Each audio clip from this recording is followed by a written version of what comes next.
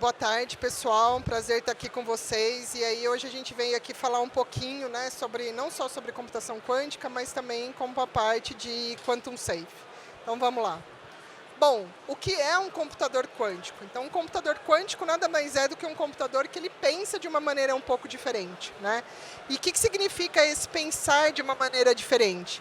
É um computador que ele tem que seguir as leis da mecânica quântica, né? Principalmente a superposição, o entrelaçamento e a interferência. E por que a gente precisa desse computador, né? Porque a gente sabe, né, que cada vez mais, dado a lei de Moore, né, o tamanho dos processadores e a proximidade, está muito difícil de crescer. Então, a gente já não consegue crescer os chips da mesma maneira que a gente conseguia antigamente. Tá? Mas esse computador, será que ele vai substituir os nossos computadores atuais? Não, não é essa a ideia. Tá?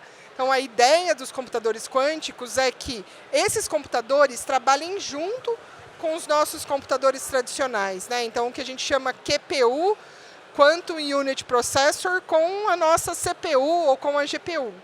E eles vêm para resolver uma gama de problemas muito específicas. Tá? Então, o que nós chamamos de são problemas que são tratáveis quanticamente. Então, a gente tem os problemas que hoje a gente resolve muito bem, tem problemas que hoje a gente não consegue resolver, e tem alguns problemas que a gente resolve, mas não de uma maneira satisfatória, principalmente problemas combinatoriais. Tá? E aí, para esses problemas, né, que são tratados quanticamente, a ideia é que esse computador vai conseguir avançar. Mais para frente eu vou dar uma ideia um pouquinho desses problemas. Mas esses computadores ainda não estão prontos, né? Eles são computadores ruidosos, são computadores que não são tolerantes a falhas. Tá? Então, a gente ainda está em desenvolvimento. Né? Esses computadores, basicamente, a gente usa muito, ainda é uma área de pesquisa. Tá? Mas esses investimentos vêm crescendo. A ideia aqui não é falar sobre números, mas é dar uma ideia para vocês de como esses investimentos vêm crescendo ao longo dos anos. Tá? Principalmente se a gente pegar Estados Unidos, França, Alemanha, né, o valor disponível para investimento em computação quântica vem crescendo bastante ao longo dos anos. Tá? E aí hoje, inclusive, né, a gente teve um anúncio na IBM do caminho, né, para o Starlink, o que a IBM está falando. Então, hoje, né, nós estamos aqui em 2024, 2025, nós já temos um computador quântico de 133 qubits, o Aeron. Né, a ideia é a gente fazer Quantum HPC, e a ideia é que para 2029 a gente tenha um computador quântico, né, com 200 qubits lógicos. Né, lembra, como computadores ainda não são tolerantes a falhas, né, a gente tem ruído, a gente não tem QPUs de qualidade, né, da mesma maneira que nós temos as CPUs. A ideia é que para 2029 nós tenhamos um computador com 200 qubits lógicos e que nós estamos caminhando para ter um computador tolerante a falhas. Tá? E aí, na verdade, né, o que acontece? A gente diz que antes de 2023 a gente estava na pré-utilidade. O que é essa pré-utilidade? A gente estava aprendendo como é que fazia um computador quântico, estava criando o software, estava criando uma plataforma para acessar esse computador. Em 2023, a IBM publicou um paper que mostra que, apesar desses computadores serem ruidosos, a gente já consegue ter um resultado útil. Ou seja, fazer um experimento além do computador clássico, que o computador clássico não consegue fazer. E aí, na verdade, a ideia é que para 2029 a gente tenha correção de erro. Então, nesse meio do caminho aí, que é onde a gente está, né, a era da utilidade, a gente vai ver mais para frente, né, que, na verdade, é uma época muito boa para a gente começar a testar e aprender essa tecnologia e ver como essa tecnologia impacta o nosso negócio. Tá? Claro que a gente pode falar, mas eu posso usar o computador clássico, o GPU, para fazer simulação? Posso, mas a simulação, né, simular experimentos com a computação quântica, vai até um certo limite. Né? A gente não consegue. Então, esse limite aí vai até 46 qubits. Tá? E a gente sabe que tem diversas tecnologias, né? Diversos tipos de computador quântico. O que a IBM acredita são nos qubits de supercondução, que estão aí no meio, né? Esse SC, que a gente acredita que é o que tem melhor custo-benefício entre velocidade, escala e qualidade. Tá? Como a gente pode ver, a IBM tem sido líder no mercado, né? Então não só em quesitos como inovação, desenvolvimento, skills, mas também pelos fabricantes de hardware, que é aqui a questão do IDC. Nesse do IDC, que vocês podem ver aqui, né? Na verdade, a gente só tem os fabricantes de hardware comercial, tá? Que comercializam os hardwares. E você pode até pensar, computação quântica é muito futurístico. Pode até ser. Mas hoje a gente já tem cerca de 3 trilhões de circuitos que rodam nos nossos computadores. Mais de 250 empresas que são parceiras IBM no que nós chamamos de Quantum Network. A gente já desenvolveu mais de 75 máquinas, tanto que algumas já foram desligadas, as menores de 100 qubits. A gente tem 8 data centers, tá? Então tem bastante coisa. Dentre aqui as empresas, né? A gente pode ver alguns nomes aí, né? E grandes bancos, né? Como HSBC, Wells Fargo, JP Morgan, Bradesco, Itaú, dentre outros tantos, tá? Então a gente tem aí diversos tipos de empresas, desde startup, empresas da Fortune 500, entre outros, tá? A gente também tem a IA ajudando na computação quântica, né? Seja no que nós chamamos de transpilação, que é traduzir o código para o circuito, seja na parte de assistente de código, então eu quero aprender a programar em Qiskit, que é um SDK em Python, eu posso ter um Code Assistant, entre outros serviços. Tá?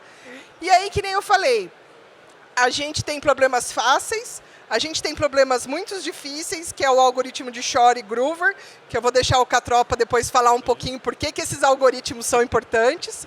E a gente tem o que a gente chama desse sweet spot, que é onde a gente hoje pode aprender e começar a explorar problemas para a gente resolver. Tá? E que problemas são esses? Bom, esses problemas estão em diversas indústrias, né? Desde indústria financeira, aeroespacial, automotiva, energia, saúde. Né? Mas, claro, a gente está num evento de bancos, né? Então a gente quer saber da indústria financeira. Então, o que a gente pode citar aqui? Né? Então, a gente tem, por exemplo, o Crédito Mutuel, a gente tem o Wells Fargo, né? Detecção de fraude, análise de portfólio, gerenciamento de risco, entre outras coisas. Tá? E aí agora eu vou passar a palavra para o Catropa, falar um pouquinho, além dos benefícios, quais são os riscos da computação quântica. Vai lá, Catropa. Obrigado, Ana. Pessoal, eu acho que para falar um pouquinho de computação quântica, dos riscos, a gente vem falando que esse, de fato, é interessante a gente saber, de fato, que a computação quântica vem avançando cada vez mais e vai estar disponível muito em breve, vamos dizer assim, possivelmente agora na próxima década. Mas interessante que isso traz um risco que é praticamente o maior risco das últimas 3 décadas. Praticamente, se a gente voltar um pouco atrás e for falar um pouquinho do risco do bug do milênio, segurança quântica está sendo muito comparado ao bug do milênio. Justamente por quê? Porque a gente está dizendo que todas as chaves criptográficas elas vão estar praticamente sendo passíveis, né? Uma grande parte das chaves criptográficas sendo passíveis de serem quebradas.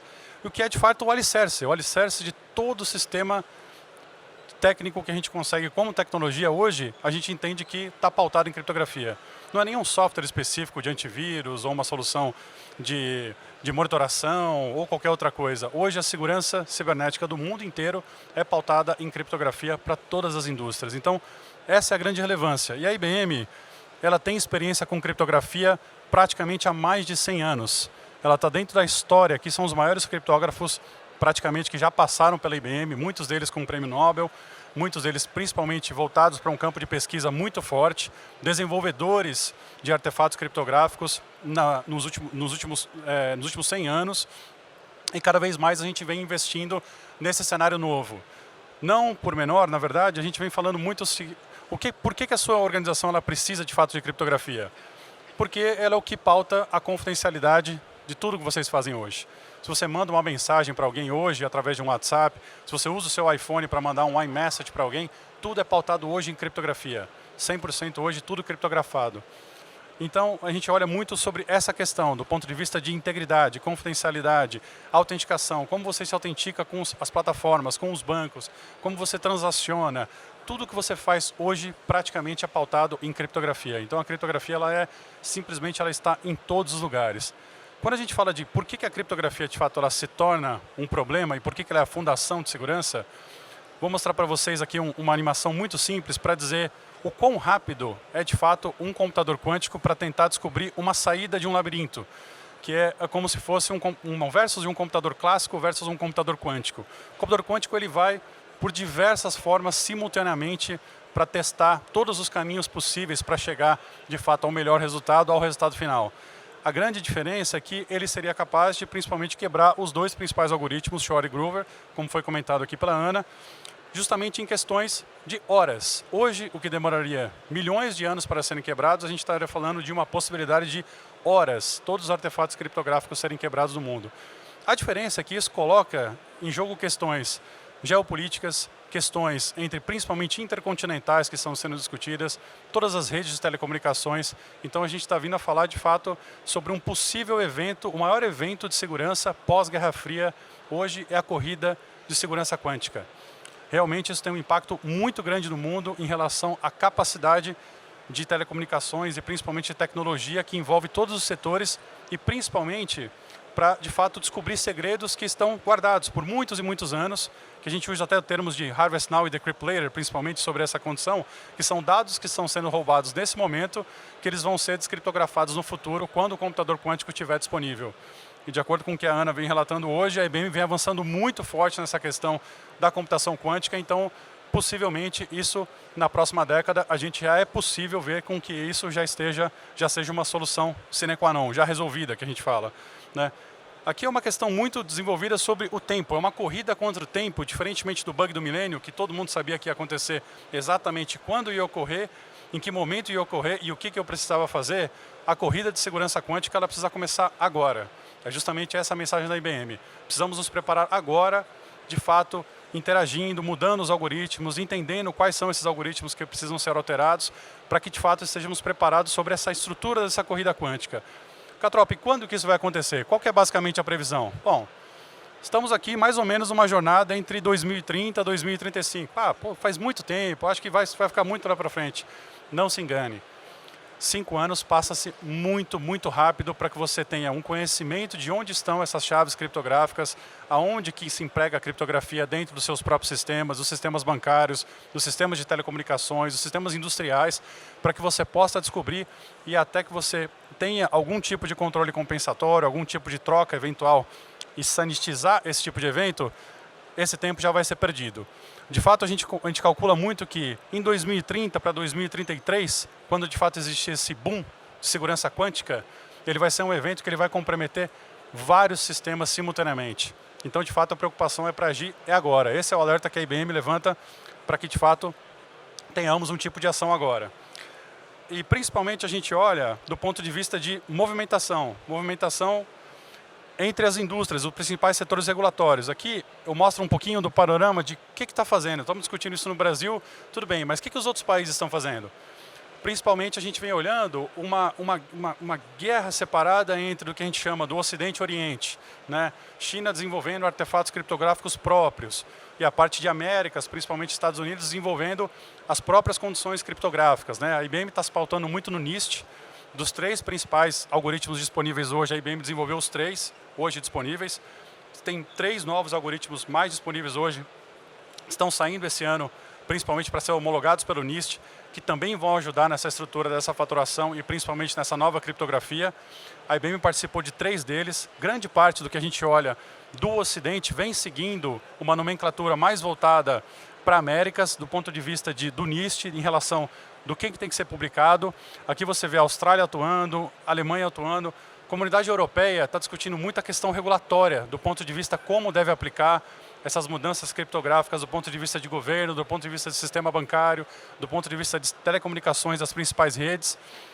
Então isso vem cada vez mais acelerando sobre esse processo, né?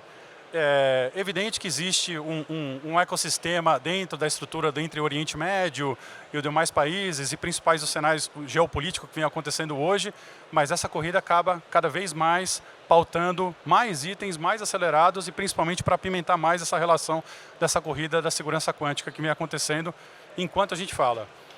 Essa é uma ideia de que a IBM tem sobre a jornada quântica, né? Principalmente o que você precisa fazer para começar a modelar o principal item do que seria esse conhecimento do que é segurança quântica. Do que estamos falando sobre segurança quântica quando a gente conversa? Do que a gente está falando sobre esse alvo? Como eu preciso conscientizar os meus executivos, os meus pares, toda a companhia para que de fato eu tenha aqui um caminho livre para começar a engatinhar nos processos de segurança quântica? Quais são esses mecanismos que eu preciso atuar, né, do ponto de vista de estratégia, que a gente chama da fase 1 para a preparação? A IBM hoje possui uma grande gama de tecnologias que ajuda, de fato, hoje tem ajudado os principais ambientes de telecomunicações, os principais bancos que vêm investindo bastante nisso conosco hoje. E, por final, criar-se esse inventário criptográfico. Talvez um dos maiores desafios hoje é quando a gente se depara com as empresas e a gente pergunta, fala assim, qual que é o seu inventário hoje de ativos? Grande parte, sendo você banco ou não banco, sendo você uma indústria de telecomunicações ou não, você teria uma dificuldade muito grande hoje de fazer um inventariado tecnológico atualmente hoje, que é criar um ativo, uma disposição de um asset, por exemplo, management de vocês. O que dirá se eu perguntar de fato assim, onde é que estão as chaves criptográficas de vocês hoje? Essa vai ser uma pergunta muito mais complexa de ser respondida. Então, a gente sempre fala que o tempo está completamente contra nós nesse processo. Ou seja, precisa-se de fato que investir hoje para que você tenha de fato uma mudança sobre esses elementos e você tenha a excelência para saber quais são esses artefatos, aonde que eu preciso trocar, principalmente sobre as questões de performance. A Ana falou bastante sobre essa questão, por exemplo, do ponto de vista do quantum, da máquina quântica. Quando a gente fala de quantum safe, de você mudar o algoritmo, ele pode impactar na performance da sua aplicação drasticamente. Dou um exemplo, por exemplo, da Apple. Hoje o iMessage, se você envia um text message para alguém, ele está protegido quanticamente. Mas a chave é 64 vezes maior do que era ela no iOS anterior, na versão do sistema operacional anterior. O que significa que para eu trafegar isso, todas as vezes que eu envio uma mensagem para alguém e respondo, envio de volta, simplesmente imagina eu gerando 64 vezes mais tráfego. O que muda, por exemplo, no algoritmo que eu tô alterando isso? Muda-se a política. Antes a Apple ela trocava a chave cada vez que eu mandava. Então se eu enviava uma mensagem para a Ana e respondia, a Apple ia lá e alterava essa chave. Uma chave quântica não funciona assim. A Apple definiu por política dizendo o seguinte, a cada 50 vezes que eu mandar uma chave para a Ana ou 7 dias, eu troco essa chave. Perceba que é uma diferença grave aqui na questão da performance, porque principalmente a Apple fez isso para que não degradasse performance nesse ambiente, né? E, além disso, eles tiveram que reimplementar quase que o iMessage inteiro para poder fazer essa mudança. Então, eles tiveram um retrabalho de desenvolvimento absurdo, né? Ótimo ponto, Ana. A condição de retrabalho. A condição de retrabalho, para principalmente quando a gente fala da rearquitetura, pense nas rearquiteturas das suas aplicações, das suas interfaces, por exemplo, conexões do Internet Banking, conexão do Mobile Banking, para tudo que você vem fazendo hoje que transaciona sobre criptografia. Essas arquiteturas, quando a gente está falando hoje para 5 anos antes disso, elas vão mudar. Possivelmente vai mudar com Open Finance, com uma estrutura de um blockchain completamente desenvolvido nessa estrutura, uma arquitetura de Open Banking.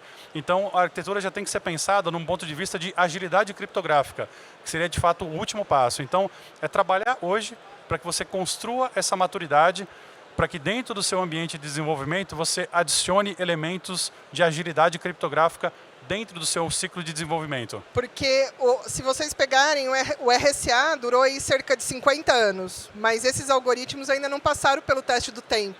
Então, a gente ainda não sabe. Teve aquele que foi quebrado, ele era resistente ao computador quântico, acho que era Spire, que foi quebrado num laptop.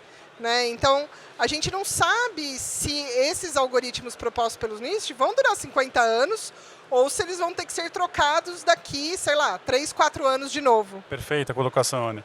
E justamente por isso a gente fala assim, que a criação de uma agilidade criptográfica ela é extremamente necessária para que você possa alterar isso com a linha do tempo. Porque a tecnologia quântica, ela veio de fato para ficar. É o que a Ana comentou. É uma realidade. É uma realidade que será consumida por todas as pessoas aqui, por todas as indústrias. E de fato a necessidade nossa é a gente se modular para que a gente consiga aumentar essa estrutura dessa agilidade criptográfica para que isso se percorra durante todos os tempos, né? Em todas as estruturas, isso caminhe com vocês, isso num formato muito mais de desenvolvimento como um todo. Então a gente sempre comenta que de fato é começar agora para que você de fato tenha essa dinâmica. E você pode até falar, eu não quero saber de computador quântico. Computador quântico não é para mim, eu não quero, eu vou continuar no computador clássico, não quero trabalhar isso, não quero investir em pesquisa. Mas os riscos que o computador quântico vai trazer com a criptografia, isso sim vai impactar e todo mundo tem que ficar alerta, porque pode ser que isso seja um impeditivo até para eu fazer negócio, para o meu software rodar, se eu não conseguir me conversar com outros provedores. Perfeito. Ótimo ponto também, Aninha. No caso, principalmente a gente vem falando sobre muito essa integração. A integração das soluções de vocês com outros fornecedores, com outros desenvolvedores. Essa linhagem que a gente fala da linhagem de segurança quântica, ela vai ter que ser falada sobre o mesmo idioma, sobre a mesma estrutura. E principalmente isso vai necessitar que vocês se mobilizem e refatorem a estrutura da arquitetura como um todo. Por muitos e muitos anos a gente vai desenvolver o que a gente chama de CryptoAgility como um todo.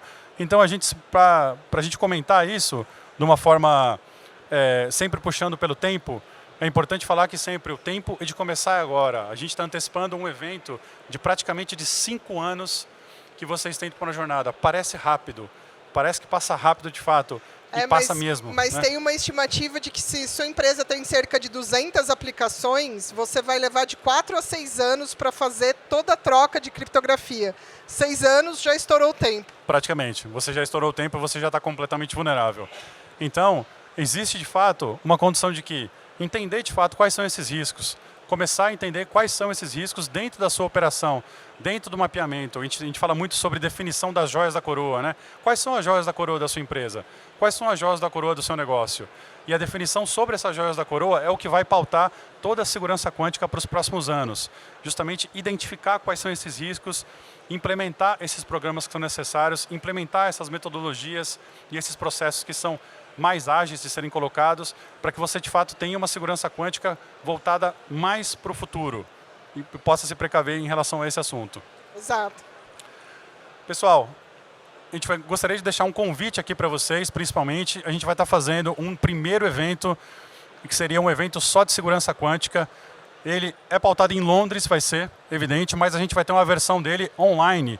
Então, quem puder acompanhar e quiser se registrar, está aqui o QR Code. É o maior evento de segurança quântica do mundo, que vai ocorrer agora nos dias 16 e 17 de junho, com os maiores especialistas de segurança quântica do mundo da IBM, na parte de IBM pesquisa, de research, toda a estrutura de desenvolvimento, de toda a inteligência da IBM vai estar nesse evento. Então, fica aqui um convite para quem puder se inscrever e participar conosco de forma online, e quem evidentemente puder, de fato estar em Londres, pode se registrar também para o convite pessoalmente, mas super interessante, vocês vão ver toda essa estrutura nova das chaves criptográficas, todo o debate dos principais bancos e as regulamentações, os departamentos de defesa, tanto dos Estados Unidos quanto da parte da comunidade europeia, debatendo sobre o assunto. O NIST, propriamente dito, vai estar lá publicando quais são essas referências criptográficas do que eles estão vendo agora para o futuro também.